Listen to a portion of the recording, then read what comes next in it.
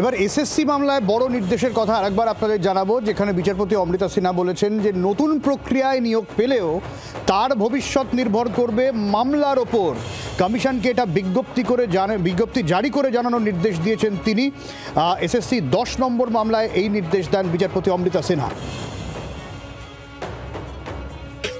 একটা school service কমিশনকে একটা নোটিশ ইস্যু করে জানাতে যে এই যে রিক্রুটমেন্ট প্রসেস যারা পার্টিসিপেট করছে এবং যারা যদি এখানে অ্যাপয়েন্টমেন্ট পায় সেখানে কোনো ইকুইটি বা রাইট ক্রিয়েট করবে না, সেটা যেন সবারই নলেজে থাকে যে এই যে যারা যারা যারা পরীক্ষা দিচ্ছে এবং যারা প্যানেলে সিলেক্ট হচ্ছে এবং পরবর্তীকালে হয়তো নিয়োগ পাবে, তাদের ভবিষ্যৎ কিন্তু এই যে মামলা তার যে অর্ডার তার ভিত্তিতেই কিন্তু নির্ধারিত হবে। সেই ক্ষেত্রে যাতে কোনো যাদের এই নিয়োগের ফলে তাদের যেন কোনো ইকুইটি রাইট ক্রিয়েট না হয় তার একটা নোটিশ দিতে বলেছে।